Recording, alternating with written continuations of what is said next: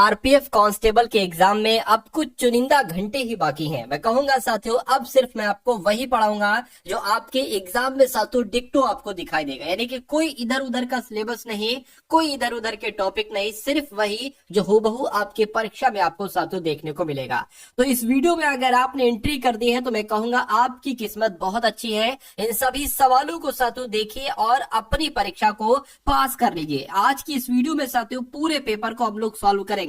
सबसे पहले यहाँ पर साथियों जीके के 50 क्वेश्चंस होंगे। उसके बाद साथियों आपके लिए सबसे इंपॉर्टेंट, सबसे महत्वपूर्ण 20 करंट अफेयर के सवाल लिए गए हैं और उसके बाद साथियों रीजनिंग के सवाल और मैथ के सवाल। तो इस पूरे पेपर के माध्यम से आप अपनी परीक्षा को साथियों क्लियर कर सकते हैं। तो पहला सवाल आपकी स्क्रीन पर है कि सबसे हल्की धातु कौन सी होती है? तो आपको मालूम होना चाहिए लिथियम ही सबसे हल्की धातु होती है। अगला देखिए कह रहे कि भारत की सबसे बड़ी मीठे जल की झील का नाम क्या है? तो भारत की सबसे बड़ी मीठे जल की झील का नाम क्या है? वुलर झील है, ये आपको याद रखना है। उसके बाद देखिए रूस की क्रांति यानी कि रूसी क्रांति साथियों कब हुई थी? तो ये भी बहुत इंपॉर्टेंट सवाल है साथियों। 1917 में रूसी क्रांति हुई थी। राइट आंसर आपका ऑप्शन नंबर बी होगा। सीमांत गांधी, जिसको फ्रंटियर गांधी कह सकते हैं, इसके नाम से किनको जाना जाता था साथियों, मुझे बताइए।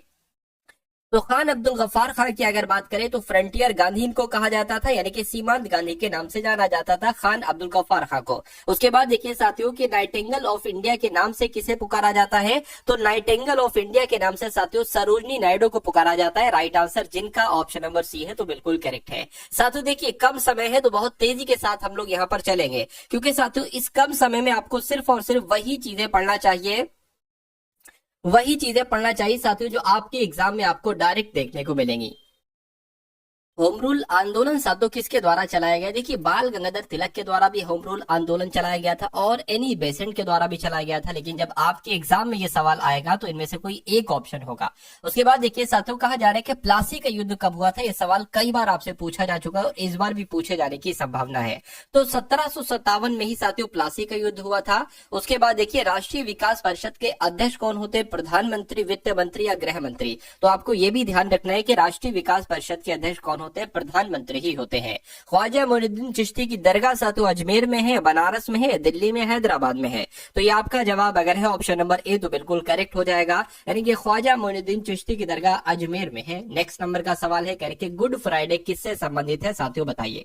गुड फ्राइडे क्या ईसा के जन्म को कहा जाता है, ईसा की सूली वाले दिन को कहा जाता है, ईसा के पुनर्जन्म को या अंतिम भोजन को? तो मैं कहूंगा ईसा की सूली आपका यहाँ पर बिल्कुल सही जवाब हो जाएगा। जैनियों के पहले तीर्थकर का नाम क्या था साथियों?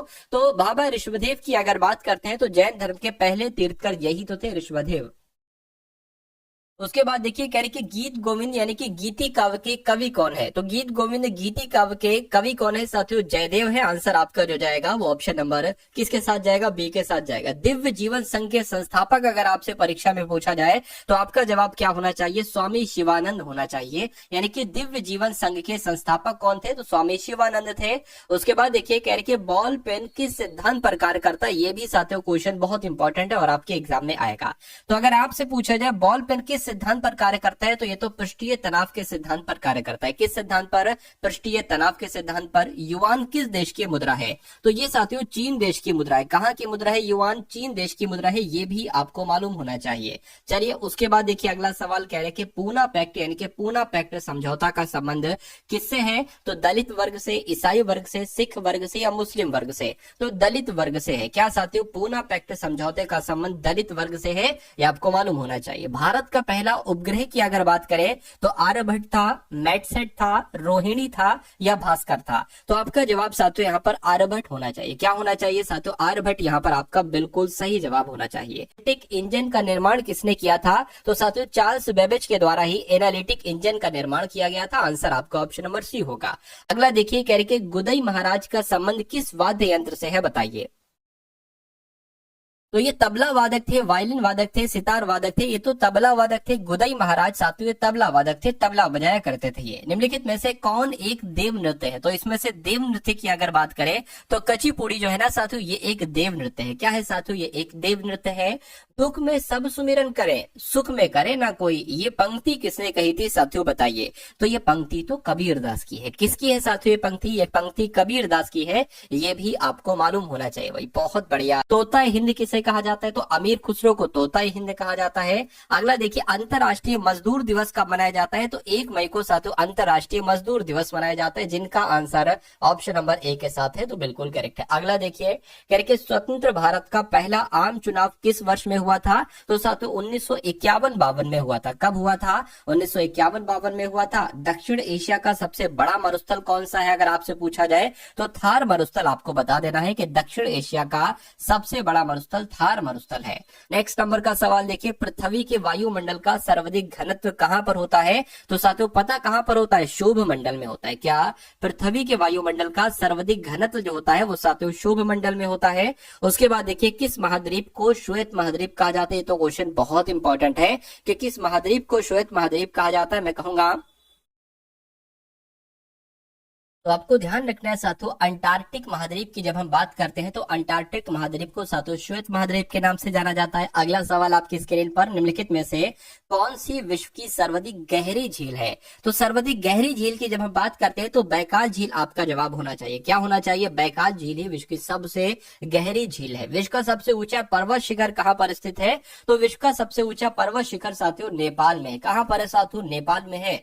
उसके बाद देखिए, कह रहे किस ग्रह को शाम का तारा कहा जाता है? तो किस ग्रह को शाम का तारा कहा जाता है? साथियों शुक्र ग्रह को ही शाम का तारा कहा जाता है, ये भी आपको याद रखना होगा।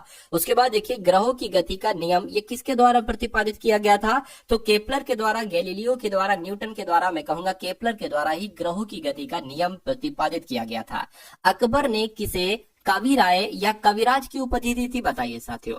साथियों अगर आपने वीडियो को लाइक नहीं किया तो वीडियो को एक बार लाइक कर दीजिए, और जो लोग चैनल पर नए हैं साथियों मैं कहूंगा चैनल को आप लोग सब्सक्राइब कर लीजिए। आपका जब तक एग्जाम नहीं हो जाता जब तक के लिए कम से कम सब्सक्राइब कर लीजिए। बाकी जब आपका पेपर निकल जाए आप अनसब्सक्राइब कर देना, अपना सिलेक्शन लेकर अनसब्सक्राइब कर देना, कोई दिक्कत नहीं है साथियों। लेकिन अभी के लिए मैं इसलिए ये कह रहा हूं कि इसके बाद जितनी वीडियोस आएंगी ये वीडियोस प्लस वो वीडियोस आपको देखना चाहिए, क्योंकि पेपर इन्हीं वीडियोस में से आएगा। तो इसलिए साथियों तुरंत आप लोग सब्सक्राइब का बटन साथियों फटाफट दबा दीजिए और इस वीडियो को भी लाइक कर दीजिए, और बता दीजिए सवाल का जवाब आपका क्या हो सकता है।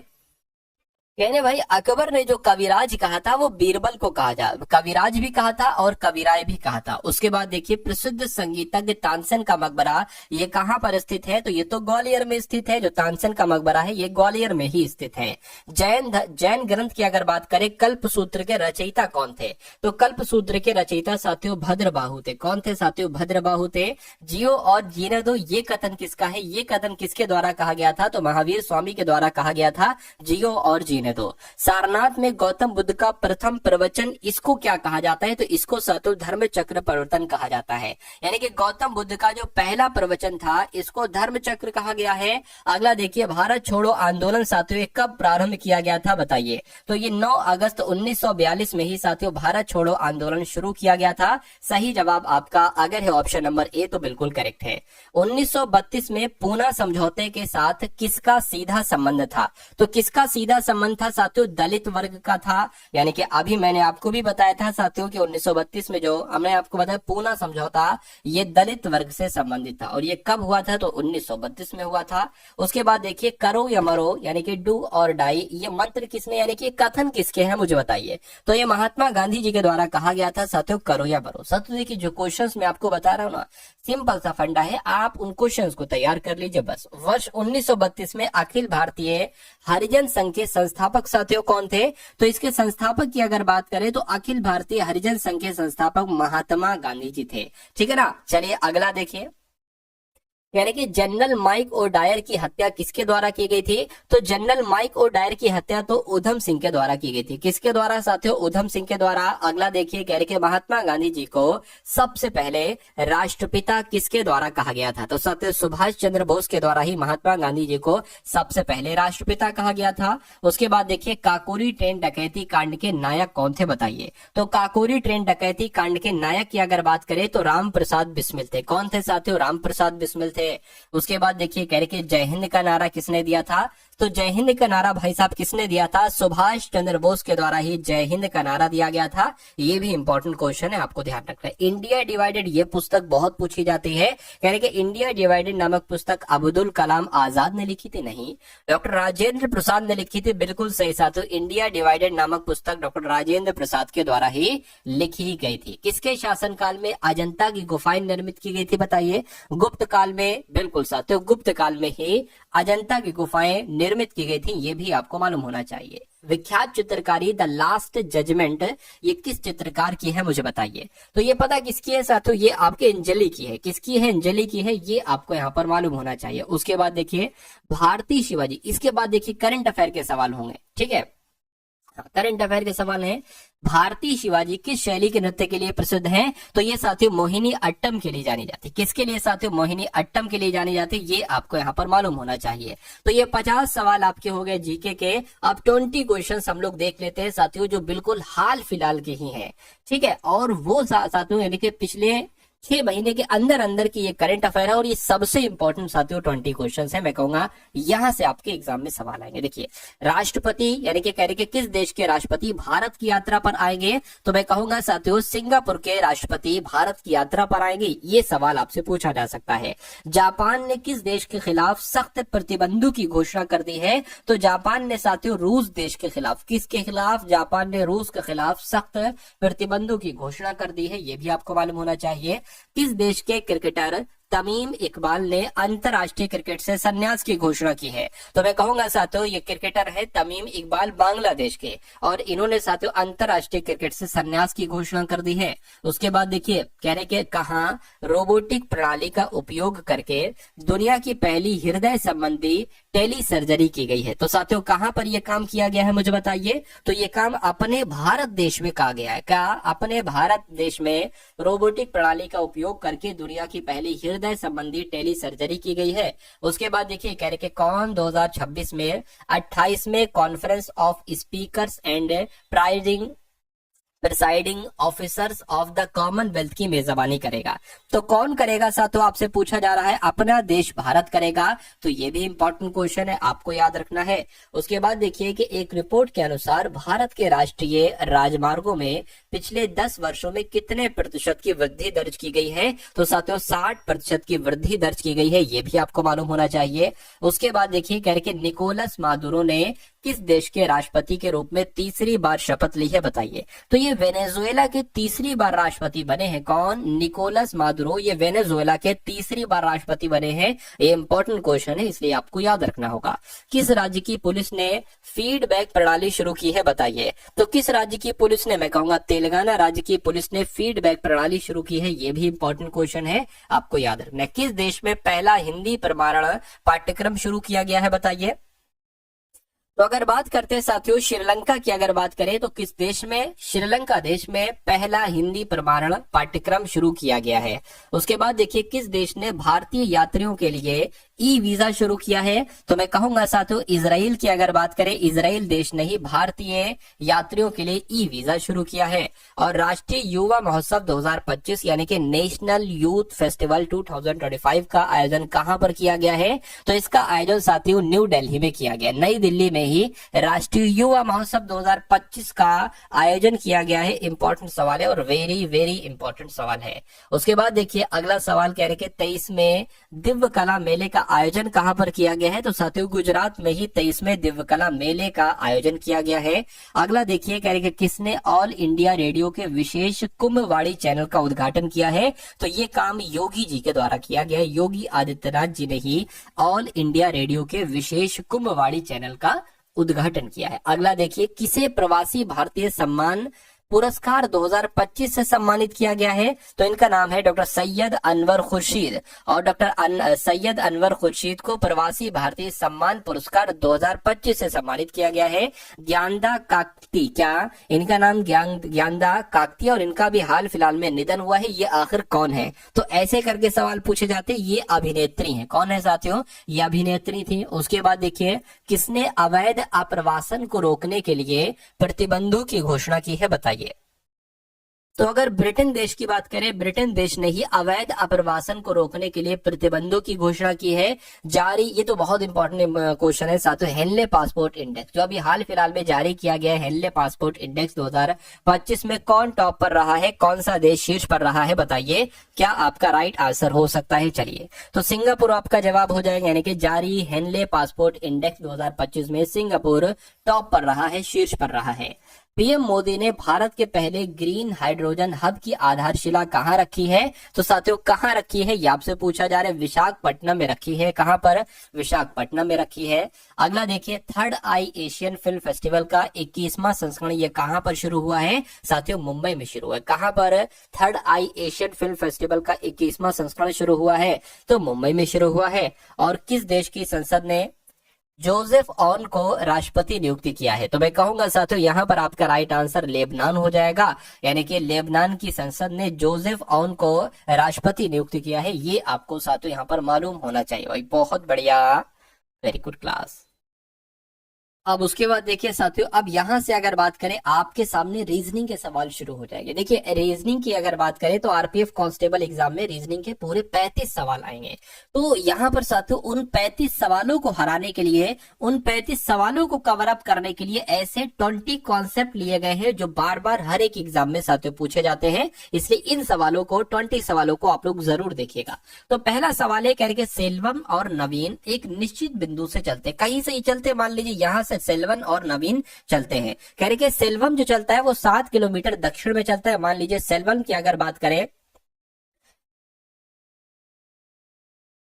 ये 7 किलोमीटर चलता है और दक्षिण में चलता है, यानी कि ये इस तरफ आएगा। देखिए मैंने आपको कई बार बताया, देखिए ये होता है दक्षिण, ये होता है साथियों पूर्व, ये होता है पश्चिम और ये होता है उत्तर। ठीक है, तो दक्षिण सेल्वम यहाँ पर आ जाएगा।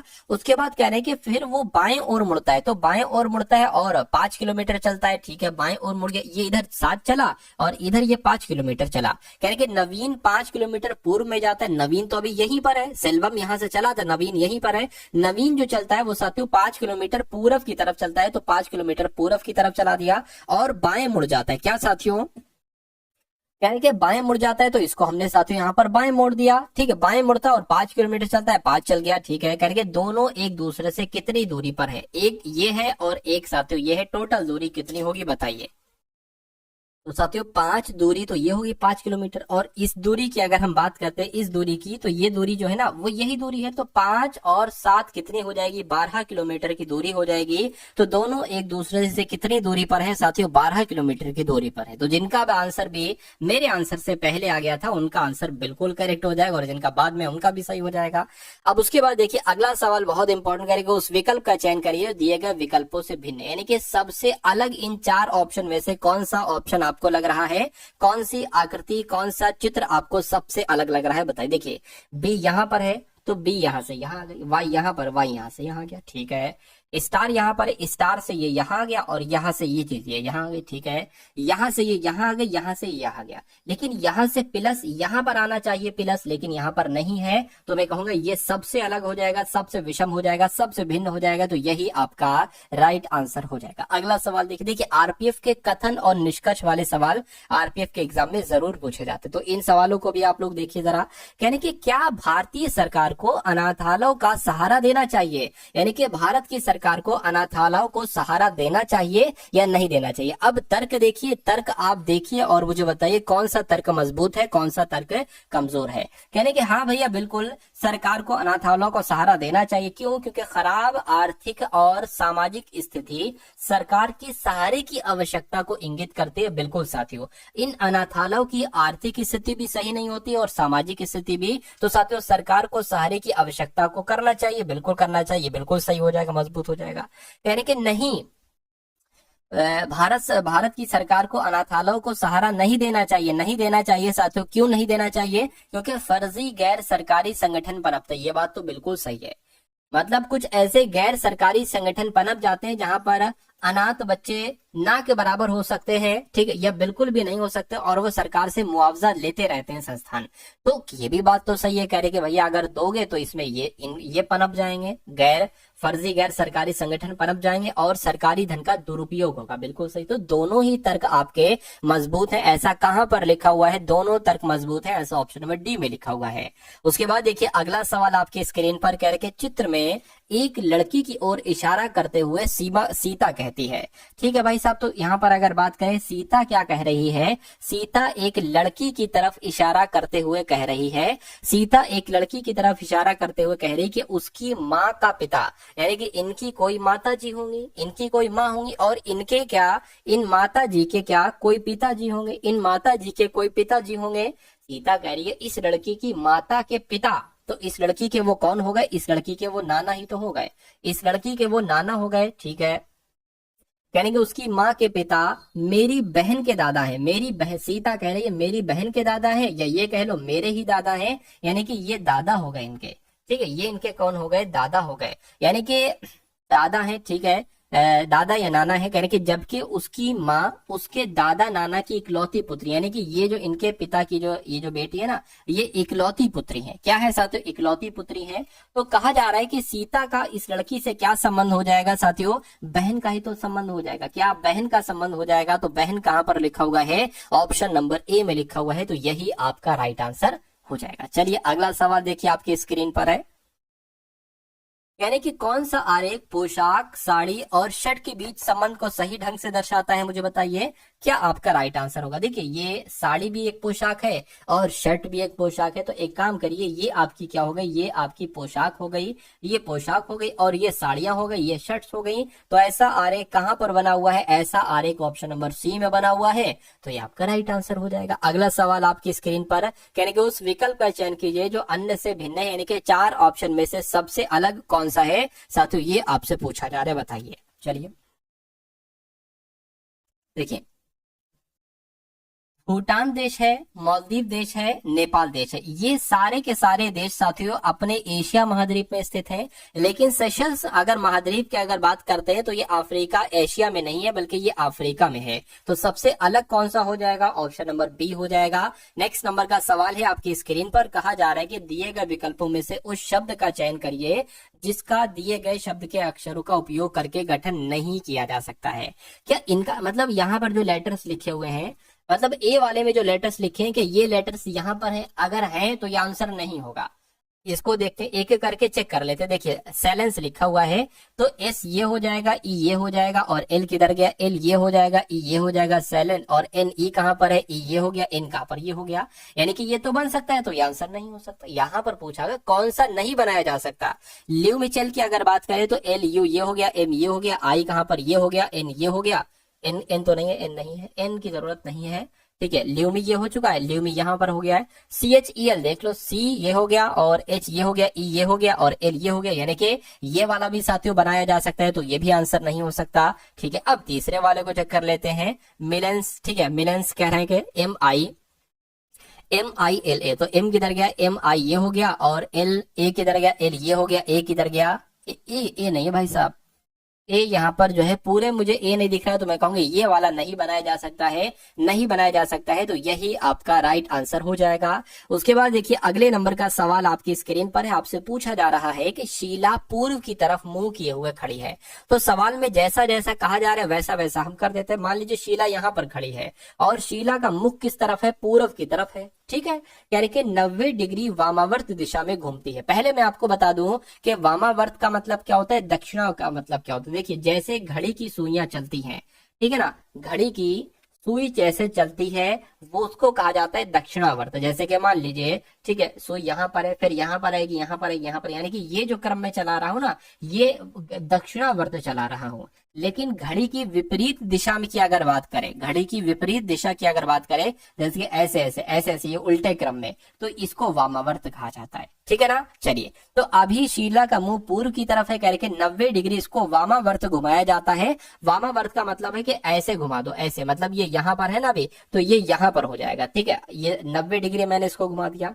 फिर कह रहे हैं कि 225 डिग्री दक्षिणावर्त घुमा दो। तो देखिए 225 डिग्री पता क्या होता है, 90 घुमाओ और 90 घुमाओ और फिर 45 घुमाओ। ठीक है, तो हमने इसको दक्षिणावर्त घड़ी की दिशा में 90 घुमाएंगे यहां से, तो ये साथियों यहाँ पर आ जाएगा। फिर 90 घुमाएंगे तो ये यहाँ पर आ जाएगा, फिर 45 घुमाएंगे तो ये यहाँ पर आ जाएगा। तो अब शीला किस तरफ मुंह किए हुए है, अब शीला इस तरफ मुंह किए हुए है। और ये दिशा क्या होती है साथियों, ये दिशा मैं आपको बता दूं, ये दिशा आपकी पश्चिम और ये दिशा दक्षिण। तो इस तरफ मुंह है तो दक्षिण पश्चिम हो जाएगा। और दक्षिण पश्चिम कहां पर लिखा हुआ है, ऑप्शन नंबर डी वाले में लिखा हुआ है। तो ये सवाल आपकी समझ में आया, कोई दिक्कत कोई परेशानी नहीं है तो अगले बढ़ जाइए, आगे वाला सवाल देख। अब यहाँ पर देखिए कि दी गई श्रृंखला में जो असंगत अक्षर है ना उसके बारे में आपको पता लगाना है। देखिए तो बी है, यहाँ पर एच है, यहाँ पर जे है, ठीक है, बी है, ई है, जे है और क्यू है और साथ में यहाँ पर क्या है, जेड है।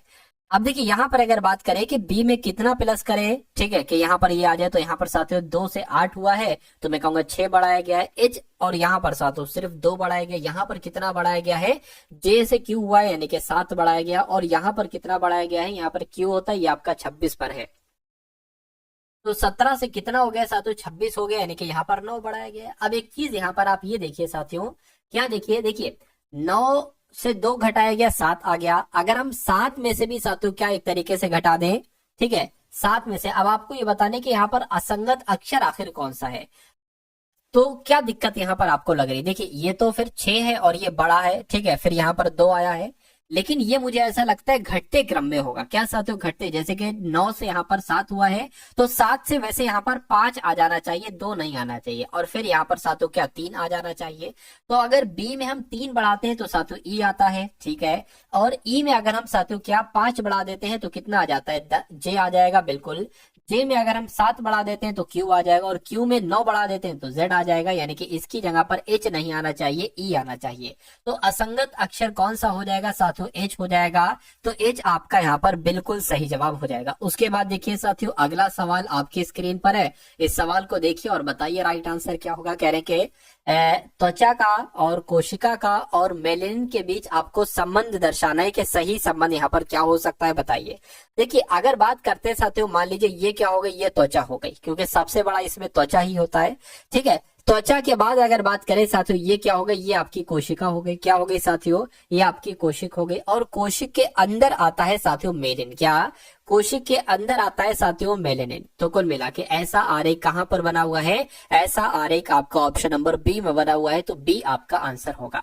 उसके बाद देखिए साथियों अगले नंबर के सवाल जो है ये आरपीएफ कांस्टेबल के लिए सबसे शानदार और सबसे दामदार है।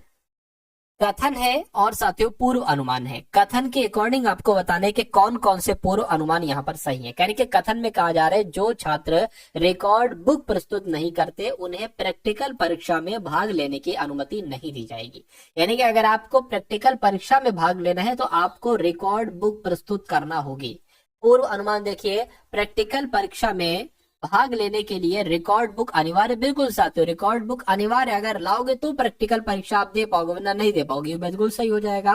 प्रैक्टिकल परीक्षा एक छात्र को एक विषय में तकनीकी रूप से मजबूत बनाती है।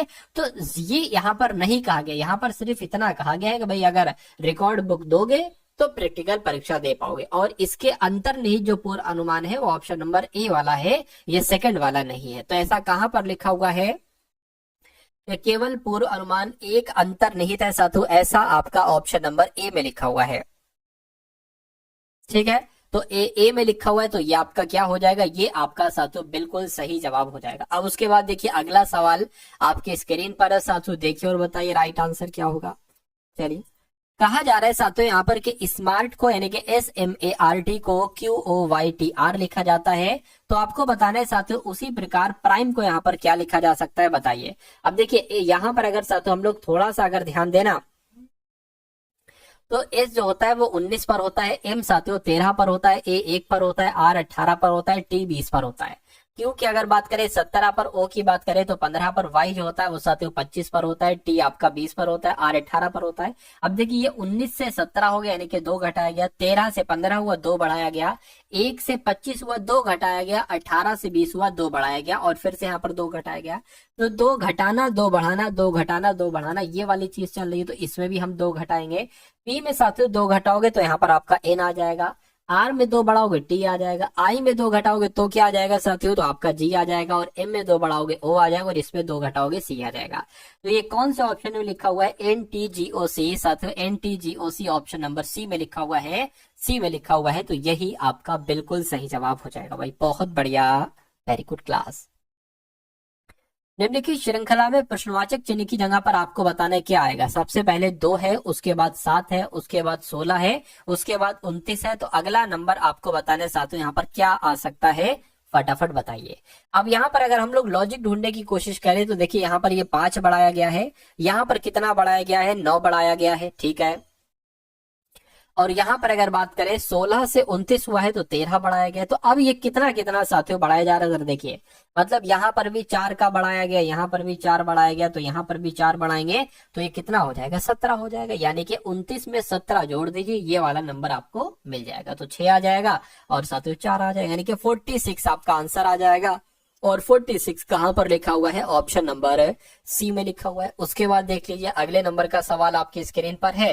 कहा जा रहा है यहाँ पर कि कथन आपके सामने है और साथियों निष्कर्ष आपके सामने, 2 निष्कर्ष आपके सामने है। यानी कुछ शैम्पू कंडीशनर है, तो मान लीजिए साथियों ये क्या होगा, ये शैम्पू हो गए, ये क्या हो गए, ये शैम्पू हो गया, और इतने शैम्पू क्या हो गए, इतने शैम्पू कंडीशनर हो गए। यानी कि सभी तेल कंडीशनर है, सभी तेल जो है ना ये कंडीशनर है, सभी तेल कंडीशनर है, यानी कि साथियों तेल जो होंगे वो यहाँ ये आएंगे, ये तेल हो गए।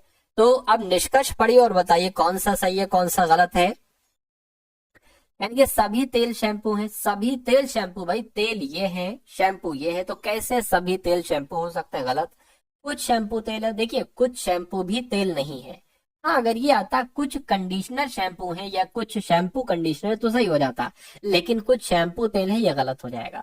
तो मैं कहूंगा ना तो निष्कर्ष 1 और ना निष्कर्ष 2 अनुसरण करता है, ऐसा कहां पर लिखा हुआ है, ऐसा ऑप्शन नंबर डी में लिखा हुआ है, तो ये आपका बिल्कुल सही जवाब हो जाएगा।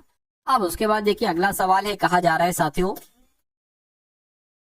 तो यहाँ पर पेन को 7 3 9 1 5 लिखा गया। देखिए अब इसको थोड़ा सा अगर आप ध्यान से देखेंगे तो आप ये समझेंगे कि ऐसा तो नहीं कि पी के लिए यहाँ पर 7, ए के लिए 3 ऐसे करके, और उसी प्रकार एम के लिए 4, ए के लिए 3 ऐसे करके लिखा हो। और ये भी हो सकता है कभी भी अगर 2 इस टाइप के आपको दिख जाए कि ये और ये, तो इसका मतलब है कि CH80 का कोड आपको इसमें सही मिलेगा। देखिए CH का कोड क्या है, 68 है, तो 68 हो गया। 80 का कोड क्या है, ए ये हो गया यानी कि 3, और टी का कोड क्या है साथ, तो ये 5। तो यहाँ पर 68 35 क्या कहीं ऑप्शन में लिखा हुआ है, बिल्कुल लिखा हुआ है 68 35 ऑप्शन नंबर सी में लिखा हुआ है। तो इस प्रकार जिनका भी आंसर ऑप्शन नंबर सी है तो मैं कहूंगा बिल्कुल करेक्ट हो जाएगा।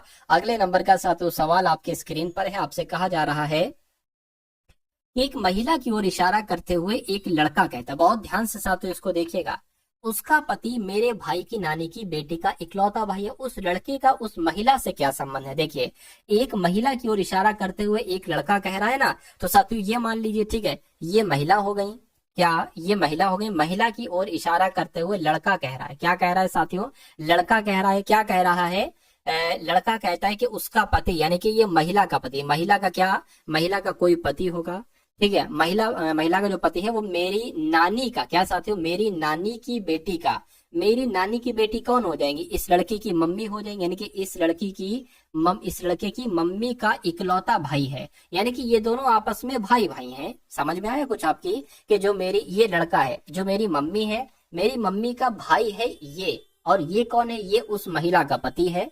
तो कह रहे हैं कि उस लड़के का उस महिला से क्या संबंध है, यानी कि वो महिला उस लड़के को क्या कहेगी। तो ये क्या कहेगी साथियों, अरे भाई ये मामा हो गया, ठीक है। तो पति का भांजे को एक तरीके से क्या कहा जाता है साथियों, पति के भांजे को वही भांजा भतीजा कहेंगे। तो इसमें से साथियों आपका भांजा नहीं बल्कि भतीजा हो जाएगा, ठीक है, जो भी हो जाएगा भतीजा भांजा, यही वाला ऑप्शन आपका बिल्कुल सही हो जाएगा, ठीक है ना। चलिए, मतलब जो इसका होगा, ठीक है, वही इनका होगा।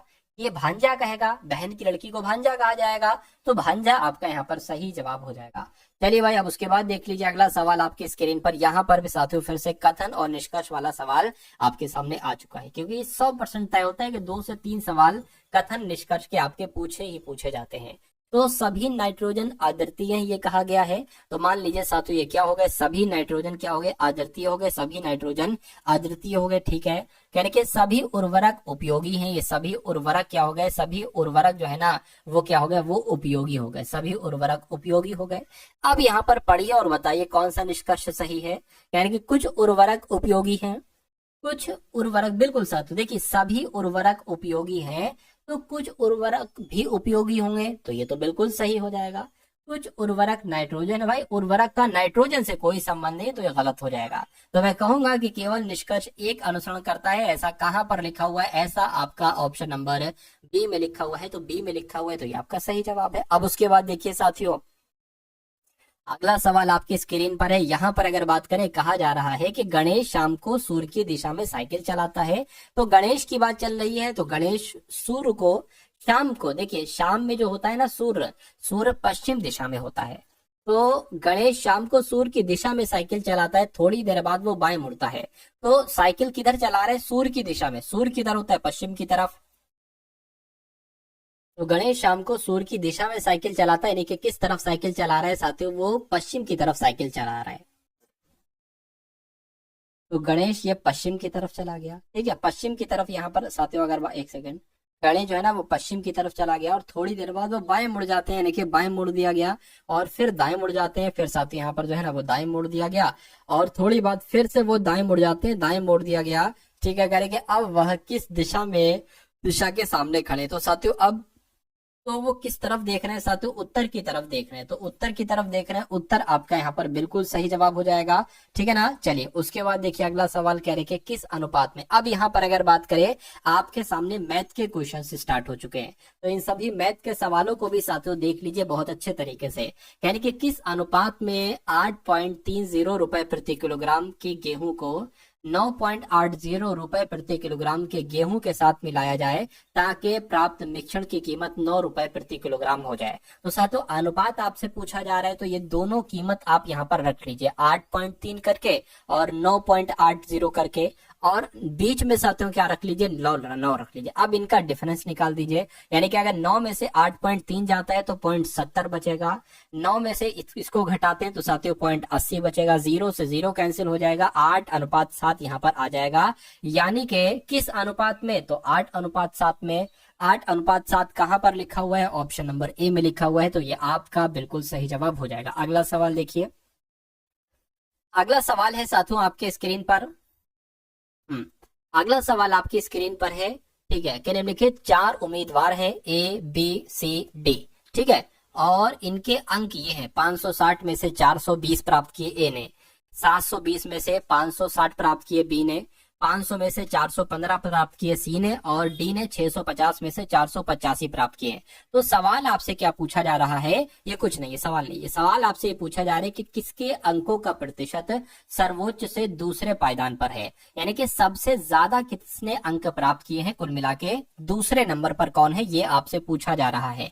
देखिए अगर ए का हम लोग प्रतिशत निकाले कि मान लीजिए 560 में से 420 अंक प्राप्त किए हैं, तो कितने प्रतिशत किए हैं ए ने, तो 420 गुणा 100 और नीचे क्या आ जाएगा, 560 आ जाएगा। इसको कैलकुलेट कीजिए।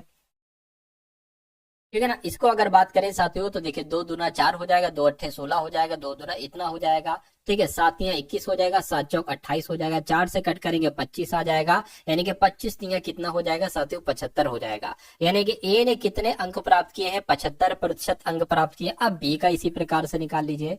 ठीक है, बी का इसी प्रकार से निकाल लीजिए। ठीक है, 560 गुणा 100 और बटे में क्या आ जाएगा, 720 आ जाएगा।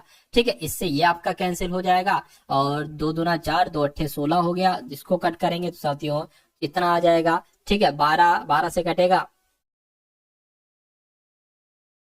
ठीक है, 140 आ जाएगा, इसको अगर कट करेंगे तो 18 आ जाएगा। ठीक, ये बात क्लियर है। 1 0 ये बचा है, ये साथियों इसमें आपका लग जाएगा। अब बी की अगर बात करें तो बी का साथियों यहाँ पर कितना निकलता है, 14 आ गया, और ये 1400 आ गया, कितना आ गया। ठीक है, यहाँ पर अगर कट करें 140 होगा, 140 नहीं है 1400 है क्या, देख लेते हैं साथियों यहाँ पर। अब इसको साथियों 2 से कट करें तो यहाँ पर कितना आ जाएगा, 700 आ जाएगा, यहाँ पर 9 आ जाएगा। 9 से कट होगा, 9 से तो भाई साहब नहीं कट हो पा रहा है, तो आंसर कुल मिला के कैसे आएगा, पॉइंट में आएगा। 9 एकम 9, 9 अट्ठे 72, 9 सत्ते ठीक है 63 हो जाएगा। अब कितना जाएगा, तो अब यहाँ पर साथियों 7 जा जाएगा, फिर से 9 सत्ते 63 हो जाएगा, तो कुल मिला के 77% करके कुछ आएगा यहाँ पर। तो 77 करके यहाँ पर कुछ आएगा। अब इसी प्रकार से जैसे हमने ए को निकाला, जैसे हमने बी को निकाला, उसी प्रकार से हमें अब सी को निकालना होगा। तो सी की बात करें तो 415 गुणा 100 और बटे क्या आ जाएगा, 500 आ जाएगा। इन दो जीरो से ये दो जीरो, 5 अट्ठे 40, 5 तिया 15, यानी कि सी बराबर कितना आ गया साथियों, 83% आ गया।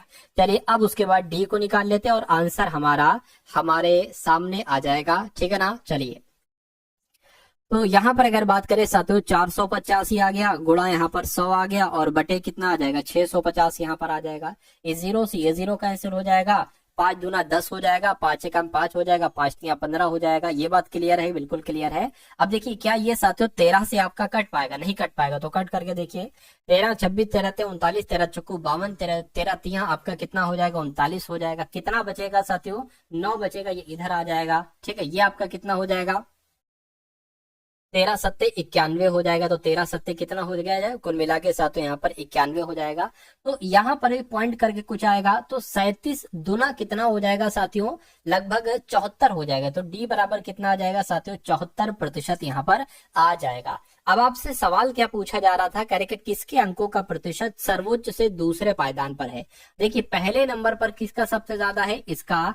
दूसरे नंबर की अगर बात करें साथियों किसका, इसका है, यानी कि बी वाला जो होगा वो दूसरे सर्वोच्च पायदान पर होगा।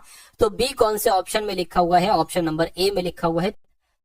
उसके बाद देखिए अगला सवाल आपके स्क्रीन पर, एक दुकानदार 300 रुपए में कुछ सामान खरीदता है, अगर ऊपरी व्यापार उसके लागत मूल्य का 20%, लागत मूल्य कितना है 300 रुपए है, और इसका 20% यानी कि 60 रुपए ऊपरी व्यापार खर्च हो जाता है, तो कुल मिला के उसका लागत मूल्य कितना निकलेगा, 360 निकलेगा। ठीक है, कह रहे कि अगर 30% का लाभ कमाने के लिए उसको कितने रुपए में बेचा जाना चाहिए साथियों बताइए। देखिए 300 रुपए का वो है और 20% उसका एक तरीके से ऊपरी खर्चा निकलता है, तो मैं कहूंगा 60 रुपए निकलता है, तो कुल मिला के ये 360 रुपए का हो जाएगा। इसका जरा इसको अगर आपको 30% लाभ पर बेचना है तो साथियों इसको 130% पर बेचना है, तो ये कितने रुपए में बिकेगा। इन दो जीरो से ये दो जीरो कैंसिल हो जाएंगे। आपको 36 की गुणा साथियों 13 से कर लेनी है, 6 तिया 18 हो जाएगा, 3 तिया 9 और 1 10 हो जाएगा, और यहाँ पर 36 आ जाएगा, 8 आ जाएगा, 6 आ जाएगा, 4 आ जाएगा, यानी कि 468 रुपए में साथियों वो चीज बिक पाएगी। तो इसलिए सही जवाब आपका ऑप्शन नंबर सी हो जाएगा। 4800 रुपए का 16 सही 2/3 का 0.25% कितना होगा, ये आपसे कुल मिला के पूछा जा रहा है। देखिए इसको अगर सबसे पहले हम कैलकुलेट करें 16 सही 2/3% को, तो 16 3 48 और 2 50, 50/3% यहाँ पर आ जाएगा। ठीक है, तो 4800 रुपए का 4800 रुपए का है तो गुणा लग जाएगा। 16 सही 2/3 को 50/3 लिखा गया है, तो सॉरी 50/3 लिखा गया और ये प्रतिशत लगा है, तो इसलिए साथ में यहाँ पर गुणा 100 आ जाएगा। गुणा 2.25% लिखा है, पॉइंट हटाएंगे, नीचे आपका क्या बढ़ जाएगा साथियों, नीचे आपका यहाँ पर 2 जीरो बढ़ जाएंगे। ठीक है, और ये पॉइंट लगा है, ठीक, और ये प्रतिशत भी तो है ना, तो इसलिए साथियों क्या यहाँ पर नीचे 100 भी आ जाएगा। ये बात क्लियर है। अब इसको कैंसिल कर लीजिए, 2 जीरो से 2 जीरो आपके कैंसिल हो जाएंगे। और अगर यहाँ पर बात करें इस 3 से, देखिए क्या हो जाएगा, ये 48 कैंसिल होगा, 3 एकम 3, 3 छंग 18 आपका हो जाएगा, और इस 25 से यहाँ पर साथियों 4 आ जाएगा, और ये 4 से यहाँ पर 16 कट होगा तो यहाँ पर 16 आ जाएगा। इससे अगर इसको कट करें तो यहाँ पर साथियों 25 आ जाएगा, 25 एकम 25, 25 दूना 50, यानी कि 2 रुपए आपका आंसर आ गया है। उसके बाद देखिए अगला सवाल कह रहे कि एक कार्यालय में काम को करते हुए इन व्यक्ति वह 60 दिनों में कार्य पूरा करते हैं, यानी कि इन व्यक्ति हैं और इन व्यक्ति होंगे कुछ इन व्यक्ति। ठीक है, तो ये 60 दिनों में वो काम पूरा कर लेते। कह रहे कि अगर 12 अतिरिक्त व्यक्ति काम पर लिए जाएं, यानी कि इन व्यक्ति तो पहले से थे और 12 व्यक्ति इसमें और आ जाते हैं, तो आप कुल मिला के इतने लोग हो जाते हैं। तो वही काम को पूरा करने में 12 दिन कम लगते हैं। कितने, 12 दिन कम लगते हैं। पहले 60 दिन लग रहे थे, पहले 60 दिन लग रहे थे, तो अब साथियों 12 दिन कम लगेंगे, यानी कि 48 दिन का समय लगेगा। ठीक है, कोई दिक्कत नहीं है। कह रही शुरुआती में वहां कितने लोग थे, शुरुआती में वहां कितने लोग थे, इनके बारे में आपसे पूछा जा जा रहा है n कितना होगा। देखिए तो ये गुणा करेंगे तो 60n हो जाएगा बराबर 48 की गुणा n से करेंगे तो 48n हो जाएगा, और 48 की गुणा अब साथियों 12 से करेंगे तो इसको गुणा करा के देख लेते हैं। ठीक है, 8 दूना 16 हो जाएगा, 8 एकम 8 और 1 9 हो जाएगा, 4 दूना 8 हो जाएगा, 4 एकम 4 हो जाएगा, 6 आ गया। 576 यहाँ पर आ जाएगा, 576 यहाँ पर आ चुका है। अब देखिए अब अगले स्टेप में क्या होगा, n बराबर 48n। एक काम करिए, ठीक है, ये 60n है, एक सेकंड इसको घटा लीजिए साथियों। क्या 60n यहाँ पर लिखा हुआ है, बराबर के उधर 48n है, इधर आएगा तो माइनस का हो जाएगा, और बराबर कितना हो जाएगा, 576 हो जाएगा। 60n में से 48n जाएगा साथियों, 12n बचेगा, 12n बराबर 576 हो जाएगा। ठीक है, कोई दिक्कत नहीं है। उसके बाद अगर यहाँ पर हम लोग बात करते हैं साथियों, देखिए कि n बराबर आपका कितना हो जाएगा, n बराबर अगर बात करें तो 576 बटे 12 हो गया। इसको साथियों कट करिए जरा, ठीक है, 3 से कट करेगा, 4 से कट करेगा, 2 से कट करिए, देखिए 6 आ गया, 2 दूना 4 हो गया, 2 अट्ठे 16 हो गया, 2 अट्ठे 16 हो गया, 6 से कट होगा, हो जाएगा। ठीक है, 6 चौक 24 हो जाएगा, 6 48 हो जाएगा, यानी कि n बराबर कितना आ गया, 48 आ चुका है। यानी कि शुरुआती में वहां कितने लोग थे, तो 48 लोग थे। तो ऐसे साथियों होगा आपका ये वाला सवाल। तो ये सवाल साथियों आपको समझ में आ गया, अगर समझ में आ गया तो बहुत अच्छा।